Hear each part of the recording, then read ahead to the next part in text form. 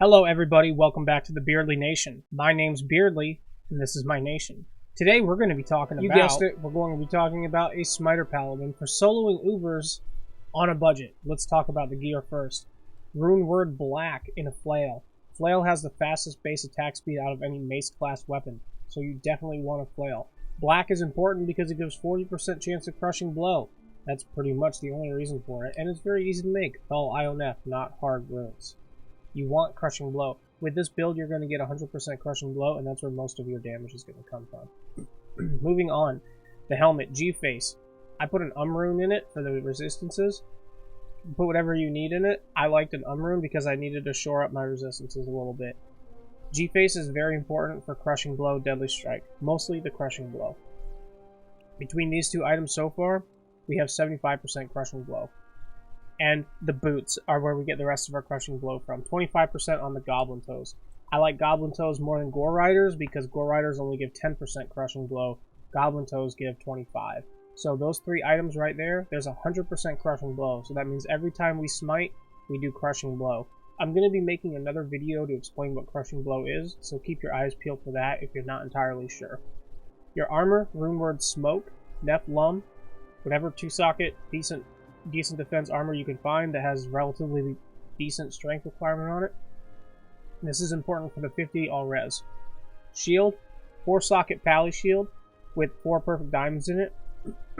Try to find a shield that doesn't have too high of strength requirements, and something with reasonable chance to block, and also reasonable base resistances.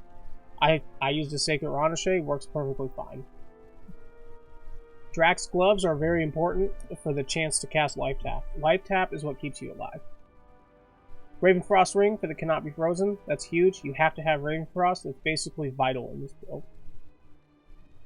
Crafted Blood Belt doesn't really matter what the belt is, to be honest with you. I used a Blood Belt. You want the advantage of the Blood Belt is it gives open wounds, which means that the Primeavals in Tristram cannot regenerate their health. The other ring doesn't really matter that much. I used a Mantled Heal ring for the regenerate mana because of Baal's Mana Leech. I already talked about the boots. Cat's Eye Amulet. You need the attack speed on the amulet. That's the whole reason for the Cat's Eye. If you can't get a Cat's Eye Amulet, try to find about 20 IAS elsewhere. You could sacrifice the Drax Gloves if you're only using a Life Tap wand on swap. I use both because it gives me a little bit more. The wand gives me control over Life Tap, so I can start the fight with the wand and know that I have Life Tap up at the beginning. But then Drax is probably going to proc at some point during the fight, so I like having both. Your shield on swap doesn't really matter. I happen to have a Herald of Zakarum, so that's what I'm using. You could use another shield just like this, a 4-socket Pally shield with 4 P diamonds. Swap doesn't really matter that much. In your stash, you want Treachery. What you do is you put Treachery on, you go stand in fire. There's fire in Uber Tristram, so you can use that fire. Stand in fire until Fade procs. Fade gives you, I think it's 60 all res, as well as 15% damage reduction, if I'm not mistaken. So you want to proc Fade, and then put your smoke armor back on. You can see I don't have a torch in my inventory. I don't have an anti-charm in my inventory. That's the gear. Very simple, very straightforward. Next, we're going to talk stats. Alright, stats. Very simple for strength. You want enough strength to equip your gear and not a point more. You're going to get some strength as you get pieces of gear on, so put your points in strength up slowly until you have the last piece equipped, and then don't put any more. Dexterity. You can see my shield right now. I don't have Holy Shield active. I'm going to put on Holy Shield. Now you can see that I have Holy Shield active based on how my shield looks. That increases your chance to block substantially, alright? You don't want very much dexterity. You only want enough dexterity to have max block chance after Holy Shield is active. Max block chance is 75%. So, put on Holy Shield with the shield that you're going to be using primarily. Put on your Holy Shield spell, and then sink points into dexterity until you have 75% chance to block in Hell difficulty. That's very important, in Hell difficulty. Every other point goes into Vitality. You don't want any points into Energy. Every point goes into Vitality after your Strength, Dexterity, and then everything into Vite. You can see I only have about 1200 health. That's not very much, but it's enough. Next, we're going to talk skills. Okay, skills. Very, very simple. Max Smite, this increases your smite damage, obviously, right? Smite is your attack, max it. Holy Shield, max it. It increases your damage with Smite, it increases your defense, it increases your chance to block. It's vital. Absolutely max Holy Shield. Fanaticism is your main offensive aura. It's really the main aura you're going to be using almost all the time.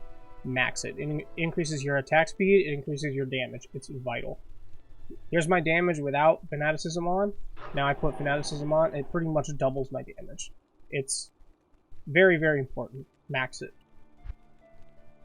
Put about 5 points into Salvation, and that's really just in case you need it against Mephisto, because Mephisto does an aura that lowers your resistances pretty substantially. So if you have about 5 points into Salvation, if you need to use it against Mephi, then it's there and it's available. I find I don't really need it very often. If I'm smart with my life tap, then that keeps me alive. And with the resistances I have elsewhere on my gear, I don't really need it, but it is nice to have as a just in case. I wouldn't put any more than 5 points into it, because after 5 points there's a hard drop-off with diminishing returns, so just don't worry about anything more than 5 points. If you can get to 5 points with your gear after sinking just 1 point into it, then that's fine. In this current build that I'm using, I don't have any plus gear, any plus skills gear, so 5 hard points is what I had to put into it.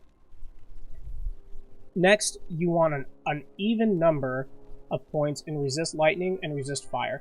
And the reason for that is every 2 points you put into Resist Fire or Resist Lightning, or Resist Cold, but we don't need to worry about that.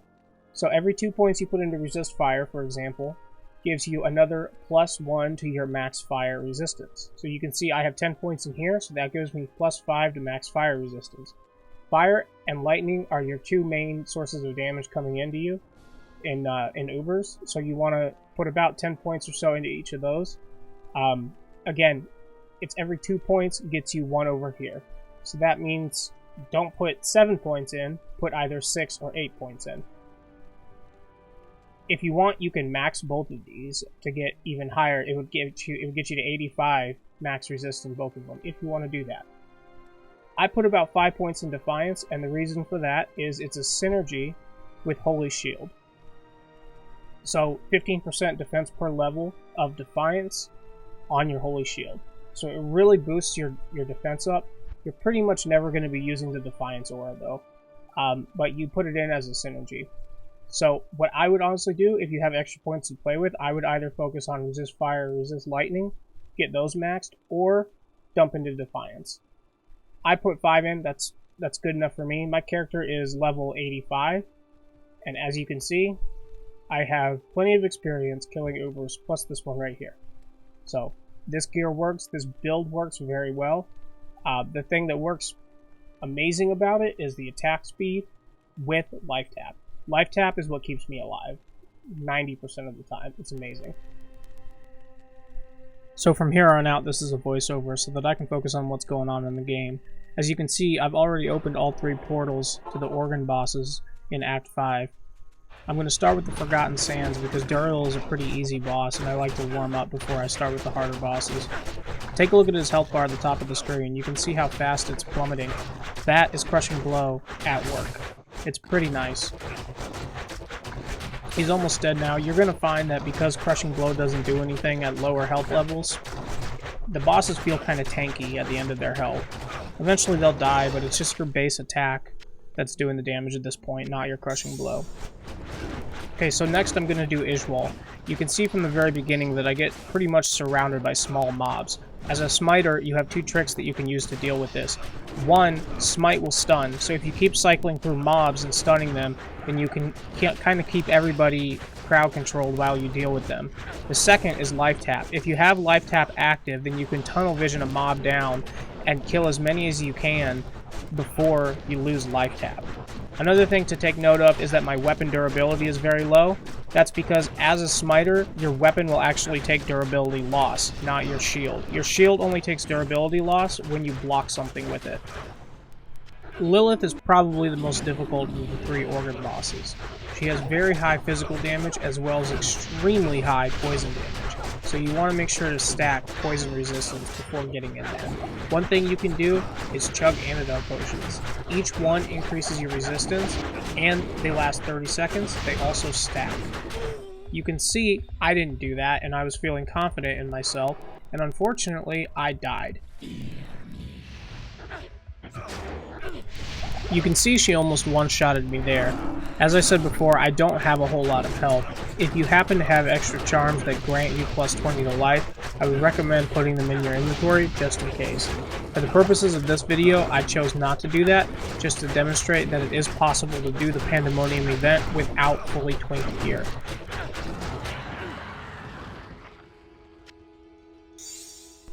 Now I'm opening the portal into Uber Tristram, and I'm equipping the Treachery for my inventory.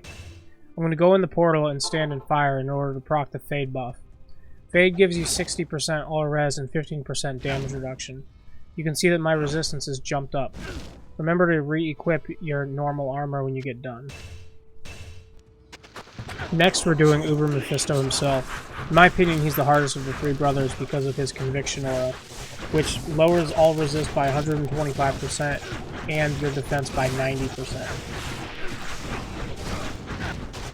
Baal is basically everything you're familiar with, except he hits harder and has more health. Remember, when he drains your mana, use a mana potion instead of a rejuve. It's common to pull Baal with Diablo. If you do that, try to run along the edge of Tristram so that Baal teleports on top of you and leaves Diablo behind. Sometimes that works. The only real thing to note with Diablo is that you're probably going to get surrounded by his minions. My recommendation is to make sure you use your life tap wand on Diablo himself right before you start attacking him. That way you know from the very beginning of the fight life tap is active. Then you can just tunnel Diablo, ignore his minions, and pretty much remain at full health for the entire fight. He's pretty easy.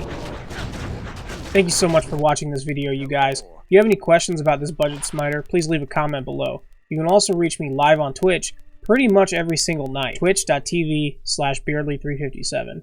If you like this video and the beard, please leave a thumbs up. If you hate this video, obviously you don't hate the beard because let's be real here, nobody hates beards. If you don't like the video, hit a thumbs down. Thank you again.